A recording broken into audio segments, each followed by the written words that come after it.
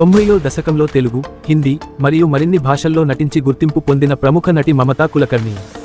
ఆమె తన నటనా జీవితంలో పలు విజయవంతమైన చిత్రాల్లో ప్రధాన పాత్రలు పోషించారు.